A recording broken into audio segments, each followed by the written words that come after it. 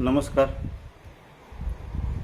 ज्ञानाचं गाठोडं हा विषय ऐकल्यानंतर तुम्हाला थोडंसं वेगळं वाटलं असेल की नेमकं हे ज्ञानाचं गाठोडं म्हणजे काय म्हणायचं आहे, ही गोष्ट जाणवली असेल.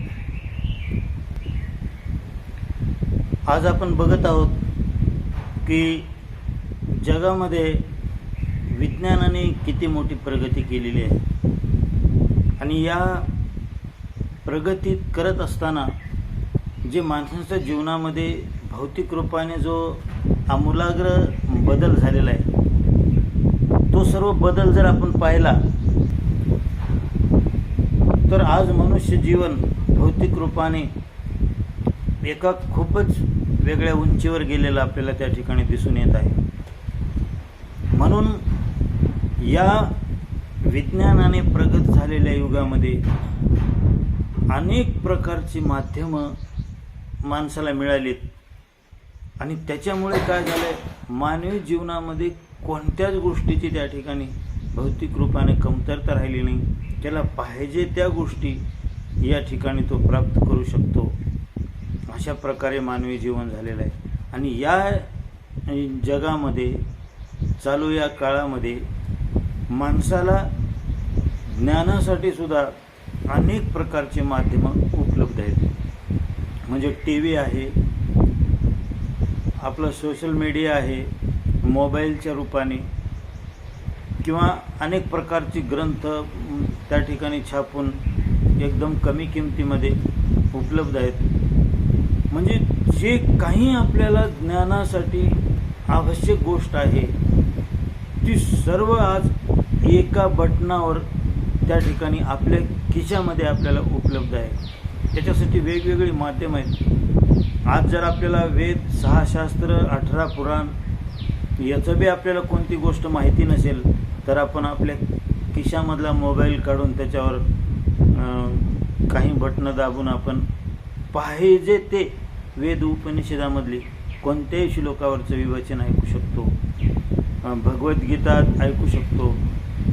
अनेक थोर विद्वान लोकांचे आपण त्या ठिकाणी चिंतन त्याच्यावर ऐकू शकतो. म्हणजे आजपासून काही दिवसापूर्वी ही जर एखादी गोष्ट ऐकायची तर त्याच्यासाठी 2-2, 4-4 वर्षात एखादा योग यायचा, कुठंतरी एखादा महापुरुष यावा, त्यांचा कार्यक्रम व्हावा, त्यावेळेस तो विषय ऐकायला भेटावा. अशा पद्धतीची दुर्लभता होती.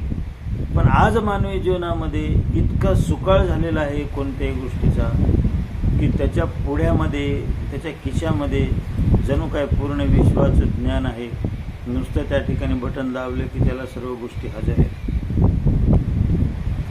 ही गोष्ट सर्वांना माहीत आहे. परंतु या सगळ्या चाललेल्या गोष्टीमध्ये एक गोष्ट मला आपल्या निदर्शनास आणून द्यायची की इतका काळ प्रगत झालेला आहे, इतक्या गोष्टी सगळ्या सुलभ झालेल्या आहेत, आपल्या हाताशी आलेल्या आहेत. असं असताना सुद्धा, एवढं प्रचंड ज्ञान माणसाच्या समोर असताना सुद्धा, इतकं सहज सुलभ त्याला उपलब्ध असताना सुद्धा आज मानवी जीवनामध्ये माणसाला मी काही प्राप्त केलंय असा धन्यतेचा अनुभव येतोय का? जे मिळवायचे ते मिळविलंय अशा प्रकारची संतुष्टी माणसाकडे आहे का? एक समाधान, एक तृप्त जीवन माणसाकडे आहे का? हे निर्भय आणि स्थिर जीवन माणूस जगू शकतोय का? ही गोष्ट त्या ठिकाणी मला आपल्या निदर्शनास आणून द्यायची आहे. मला असं वाटतं की मी विचारलेल्या ह्या प्रश्नाची उत्तरे सगळ्याकडून नकारार्थी येतील की नाही, माणसाच्या जीवनामध्ये ती शांतता आली नाही, माणसाकडे तो तृप्तीचा ढेकर आला नाही, मी समाधानी आहे असं माणूस म्हणू शकतो. अशा प्रकारची अवस्था आलेली नाही. म्हणूनच मला असं म्हणायचं आहे की एवढं प्रचंड जे ज्ञान आज जगामध्ये आहे हे वेगवेगळ्या रूपाने ते माणसाच्या समोर हजर आहे. एका बटनावर त्याला ते त्या ठिकाणी उपलब्ध आहे. एवढे प्रचंड ज्ञानाची, एवढ्या खोल ज्ञानाची, एवढ्या अवाढव्य ज्ञानाचं भांडार, ज्ञानाचा सागर आज माणसाच्या जवळ आहे. परंतु माणूस आज म्हणू शकत नाही की मी समाधानी आहे, मी सुखी आहे, मी शांत आहे, मी स्थिर आहे, मी निर्भय आहे, मी तृप्त आहे, अशा पद्धतीने तो त्या ठिकाणी सांगू शकत नाही. आणि म्हणूनच ही जी प्रचंड ज्ञान आहे जे आज माणसानं गोळा केले किंवा माणसाच्या जवळ आहे, किंवा काही माणसालांनी ते बौद्धिक रूपाने हस्तगत केलेलं आहे, ते त्याच्यावर 4-4 तास बोलू शकतात, कोणत्याही गोष्टीचं विश्लेषण ते अतिशय सुंदर रीतीनं करू शकतात, पण तरीसुद्धा त्यांच्या जीवनामध्ये हा परिणाम आलेला नाही. आणि म्हणून हे जे ज्ञान आहे हे ज्ञान केवळ एक गाठोडं आहे. आणि हे गाठोडं आपल्या जीवनासाठी, आपल्या जीवनामध्ये तृप्ती आणण्यासाठी, आपल्याला समाधान देण्यासाठी, आपल्याला ती स्थिरता देण्यासाठी, ती आनंदपूर्ण जीवन जगण्यासाठी, ती अखंडित शांतता देण्यासाठी हे ज्ञान काही कामाला येत नाही. आणि म्हणूनच मी ह्याला म्हटलं की हे एक ज्ञानाचं गाठोडं आहे. आज आपण व्हॉट्सअपवर बघा, काय अनेक प्रकारचे सुंदर सुंदर विचार, ज्या विचाराची उंची इतकी जबरदस्त असते की हे ज्ञान लिहिलं कुणी, हे कशा प्रकारे तयार झालं असेल आणि ही एवढ्या सहजतेनं आपल्याला प्राप्त झालं असं वाटतं. परंतु हे जे ज्ञान आहे ते एकाकडे येतं, तो त्या ठिकाणी दुसऱ्याकडे फॉरवर्ड करतो, दुसरा तिसऱ्याकडे फॉरवर्ड करतो. अशा प्रकारे हे जे ज्ञानाचं गाठोडं आहे ते एकाकडून दुसऱ्याकडे आणि दुसऱ्याकडून तिसऱ्याकडे, तिसऱ्याकडून चौथ्याकडे, अशा प्रकारे ह्या गाठोड्याचा त्या ठिकाणी प्रवास चालू आहे. ही ज्ञान त्याचं नाही आहे, जो त्या ठिकाणी ही फॉरवर्ड करतो हे ज्ञान त्याचं नाही आहे, तो फक्त दुसऱ्याकडे सारणार आहे आणि त्याच्याकडेही दुसऱ्यानं कोणीतरी पाठवलेलं आहे. आणि म्हणून असं जे ज्ञान आहे जे माझं नाही, ज्याला कोणीतरी दुसऱ्याने त्या ठिकाणी शब्दरूप दिलेलं आहे, आणि ते ज्ञान आज प्रचंड प्रमाणामध्ये त्या ठिकाणी माणसाच्या जवळ आहे, तरीसुद्धा माणूस त्या ठिकाणी कशाही प्रकारे त्याच्या जीवनामध्ये तृप्तता, शांतता, समाधान अनुभवू शकत नाही. मी जर समजा म्हणतोय की हे ज्ञानाचं केवळ गाठोडं आहे आणि म्हणून ते आपल्या काही उपयोगाचं नाही, समजा हे जर गाठोडं नसतं, हे जर ज्ञान उपयोगाचं असतं समजा, तर मग अशी परिस्थिती का निर्माण झाली असती?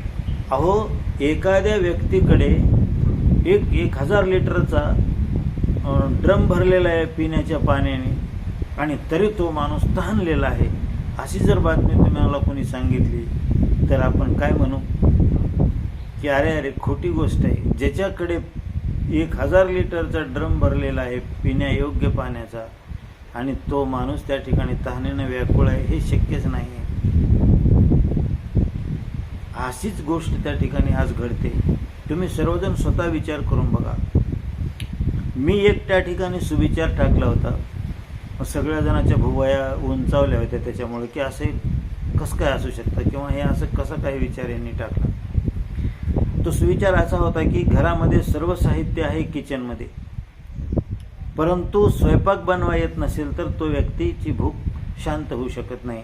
तसं ज्ञान ज्यावेळेस ते दुसऱ्याचं असतं त्यावेळेस त्या ज्ञानाने माणसामध्ये समाधान येऊ शकत नाही, असा सुविचार मी टाकला. आता बऱ्याच जणाला असं वाटलं की ज्ञान घेण्यासाठी तर माणसं जीवनामध्ये धडपडत असतात आणि कधी ना कधी दुसऱ्याकडूनच ज्ञान माणसाला घ्यावं लागतं. मग ही काय गोष्ट आहे? मी त्याचं विश्लेषण करून सांगितलं की ते ज्ञान दुसऱ्याचं आहे असं म्हणून घ्या, काही हरकत नाही, परंतु ते ज्ञान जोपर्यंत आपल्याला होत नाहीये, जे त्या विचाराला म्हणायचं आहे, ज्या विचारातून जो मेसेज त्या ठिकाणी येतो आहे, तो मेसेज जर त्या ठिकाणी तोच मेसेज जर आपल्यामधून निघत नसेल तर ते ज्ञान केवळ दुसऱ्याचं आहे आणि ते ज्ञानाचं केवळ गाठोड आहे. ज्या दिवशी मलाच असं म्हणायचं होतं हे ज्ञान माझंच आहे आणि हे माझा अनुभव आहे असं ज्यावेळेस माणूस म्हणू शकू त्यावेळेस ते ज्ञान त्याचं झालं. अहो, ज्ञानेश्वर महाराजांनी ज्ञानेश्वरीमध्ये एक सुंदर ओवी वापरलेली आहे की ज्ञान ज्याच्याकडे असतं त्याच्याकडे कशा प्रकारची योग्यता असते किंवा त्याला काय म्हणायचं, हे ज्ञान जयाच्या हाती तोची समर्थ मुक्ती, शतमख संपत्ती स्वर्गीची. तुमच्या लक्षात आलं असेल की ज्याला ज्ञान मिळालंय तो अशा प्रकारच्या मस्तीमध्ये जगतो किंवा अशा प्रकारची त्याची भूमिका झालेली असते की ह्या ज्ञानाची किंमत स्वर्गाच्या संपत्तीच्या 100 पटीने जास्त आहे. एवढी जीवनामध्ये ज्ञानाची किंमत आहे, एवढं ज्ञानाचं मोल आहे मानवी जीवनामध्ये. ज्ञानशक्तीचेनी पाडे अवघेची का धोकडे, ऐसे सामर्थ्यासे चोकडे ज्ञानी ये. ही विश्वाची संपत्ती सुद्धा, हे पूर्ण जगाची संपत्ती सुद्धा त्या ठिकाणी त्या ज्ञान झालेल्या माणसाला तृणा समान वाटते, गवताच्या काडी समान वाटते. काय अभिप्रेत आहे या सांगण्यामधून, काय सांगायचे संतांना याच्यामधून? त्यांना सांगायचे की ज्ञानाने माणसाला एक उंची अशी अवस्था गाठलेली असती, माणसाने एक अशी गोष्ट प्राप्त केली असती ज्ञानामध्ये, अशा ठिकाणी तो सेट झालेला असतो की त्या ठिकाणी कोणती जगातली संपत्ती, सत्ता, धन, कोणतीच गोष्ट त्याला प्रभावित करू शकत नाही. इतक्या प्रकारे जो त्या ठिकाणी स्वतःमध्येच धनवान झालेला असतो, स्वतःमध्ये तृप्त झालेला असतो. परमरहस्यातली मन्मथ माऊलीची एक सुंदर ओवी तुम्हाला मी सांगतो की ह्या ज्ञानाची मस्ती काय असते, ज्याला ज्ञान प्राप्त झालं त्याची भूमिका काय असते. तयासी त्रिभुवनीचे राज्य देता, थुंकोनी सांडी सर्वथा, इंद्र पदासी हानी लाथा, महाराज्याची आवडी धरी काय. आता बघा संतांच्या तोंडचे वाक्य, त्रिभुवनाचं, स्वर्ग मृत्यू पाताळ या तिन्ही भुवनाचं राज्य जरी त्याला दिलं तरी तो असं पायानं बाजूला सारतो. आणि छोट्या छोट्या गोष्टीची तर काय विचार न करता. म्हणजे ज्ञान माणसाला स्वतःमध्ये संपूर्ण तृप्त करण्याचं काम करतो, स्वतःमध्येच आनंदी आणि स्वतःमध्ये पूर्णता देण्याचं काम करतो. आणि ज्यावेळेस ही पूर्णता माणसाच्या जीवनामध्ये येते त्यावेळेस माणसाची सगळी ओढ, सगळी हाव, सगळी धाव त्या ठिकाणी संपलेली असते आणि सगळं कार्य फक्त विवेकावर त्याचं चालू असतं. तोही सगळ्या गोष्टी करतो जीवनामध्ये, तो काही व्यवहारातून बाहेर निघत नाही, व्यवहारातच सगळ्या गोष्टी करतो. फक्त धर्म अनुकूल सगळ्या गोष्टी तो अतिशय मजेमध्ये करतो. स्वतःमध्ये तृप्त असल्यामुळे बाहेरली सत्ता, बाहेरली संपत्ती, बाहेरलं पद त्याला प्रभावित करू शकत नाही. अशा प्रकारची एक स्थिर अचल अढळ अवस्था त्याच्यामध्ये निर्माण झालेली असते. आणि म्हणून ह्या ज्ञानाचं मोल अतिशय महत्त्वपूर्ण आहे. आणि म्हणून ह्या ज्ञानापासून आज इतक्या प्रगत काळात सुद्धा माणूस त्या ठिकाणी लांब राहिलेला आहे. हा तृप्तीचा ढेकर देणारं हे ज्ञान माणसाला नाही, हे खेदपूर्वक त्या ठिकाणी आज सांगावं लागतं. हा ज्ञान झालंय मला किंवा मला सर्व त्या ठिकाणी माहिती आहे, आध्यात्मिक क्षेत्रातलं काही विचारा, मी कुठल्याही प्रश्नाचं उत्तर देऊ शकतो, अशा पद्धतीने चॅलेंज करणारी माणसंही भरपूर मिळतील. किंवा बौद्धिक रीतीनं चर्चेमध्ये कोण कोणाला कमी पडणार नाही अशा प्रकारचे चर्चेसाठी पाहिजे असलेले हे ज्ञान डोक्यामध्ये माणसाकडे भरपूर आहे. परंतु मी ज्या ज्ञानाची गोष्ट केली ते ज्ञान त्या ठिकाणी कोणाकडे नाही असं मला म्हणायचं आहे. म्हणून राहिलेलं जे ज्ञान आहे, जे कामाला येत नाही, जे माणसाला या अवस्थेपर्यंत नेऊ शकत नाही, ते ज्ञान त्याच्यासाठी फक्त गाठोडं मात्र आहे त्या ठिकाणी, हे मात्र नक्की आहे. म्हणून या ज्ञानाचा या विषयाच्या संदर्भातच मी तुम्हाला ज्ञानेश्वर माऊलीची आणखीन एक सुंदर ओवी सांगतो, ज्याच्याने ह्या विषयावर तुम्ही शिक्कामोर्तब करताल की येस, तुम्ही म्हणतात ते बरोबर आहे. पाहता पृथ्वीचे मोल थोडे, ऐसे अनर्घ्य रत्न जोडे, तरी ते दगडाचे निपाडे, पाहे निजाड ऐसा. पाहता पृथ्वीचे मोल थोडे, ऐसे अनर्घ्य रत्न जोडे, ते पाहे दगडाचे निपाडे निचाड ऐसा. की पृथ्वी जितक्या किमतीची आहे सर्व, त्या किमतीचं एक रत्न सापडलं म्हणले त्या पुरुषाला. परंतु दगड आणि ते रत्न याच्यामध्ये तो भेद बघत नाही. याचा अर्थ त्यांना हे मोल पृथ्वीच्या मोलाचं आहे, हे रत्न हे कळत नाही अशातला भाग नाही. परंतु ते पृथ्वीच्या मोलाचं रत्न सुद्धा त्यांना प्रभावित करू शकत नाही. आपण जसं दगडाकडे बघितल्यानंतर प्रभावित होत नाही, दगड जसं सामान्य वाटतो आपल्याला, तसं त्या रत्न पृथ्वी मोलाचं ते सुद्धा त्या व्यक्तीला, ज्ञानी पुरुषाला प्रभावित करू शकत नाही. इतकं सहजपणाने त्या रत्नाकडे तो पाहतो ज्ञानी पुरुष. त्याच्यामध्ये कसल्याही प्रकारचं पाणी ढवळत नाही. कारण आपण सोन्याचा गोळा आणि लोखंडाचा गोळा दोन्हीकडे सारख्या दृष्टीनं पाहू शकत नाही. आपण तर उभाच टाकू सोन्याचा गोळा बघितल्या हे किती किलोचा असेल, किती ग्राम असेल, त्याची किंमत किती असेल, हे जे मधून प्रभावित होणं आहे आपलं, हा लोभ दाखवतो सोन्याविषयीचा. परंतु ज्याच्यामध्ये लोभच नाही तो व्यक्ती दगड आणि सोनं याच्याकडे सारखं पाहू शकतो. परंतु व्यवहार मात्र तो सामान्य माणसापेक्षा कुशलतेप्रमाणे करतो. त्याला कळत नाही अशातला भाग नाही. तो विवेकी असतो पूर्ण, तो जाणतो त्याचं मोल. परंतु तो स्वतःमध्येच इतका मूल्यवान झालेला असतो की बाहेरची गोष्ट त्याला कोणती प्रभावित करू शकत नाही. ही स्थिरता त्याच्यामध्ये आलेली असते. लाखो रुपये आले काय आणि लाखो गेले काय, ह्या गोष्टी त्याच्या जीवनामध्ये गौण असतात. त्याच्याने तो अभिमानी अहंकारी होत नाही आणि ते गेलं तर दुःखी होत नाही. अशा प्रकारची सम अवस्था, कायमसारखी अवस्था एका मध्ये आतमध्ये त्याच्यामध्ये आलेली असते.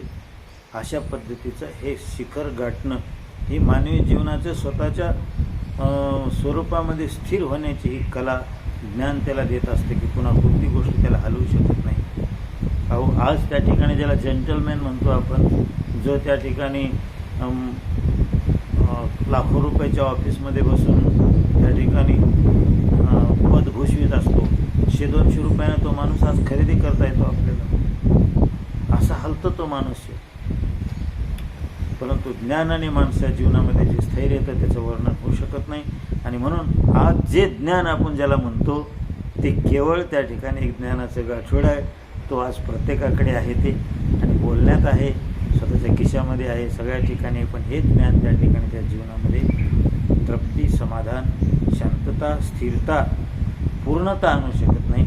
आणि म्हणून अशा ज्ञानाची आज माणसाला गरज आहे. त्याच्यासाठी माणसानं त्या ठिकाणी प्रयत्नशील व्हावं. आणि तशी बुद्धी ईश्वर देव, असं आपण ईश्वरचरणी प्रार्थना करून मी या ठिकाणी थांबतो. धन्यवाद.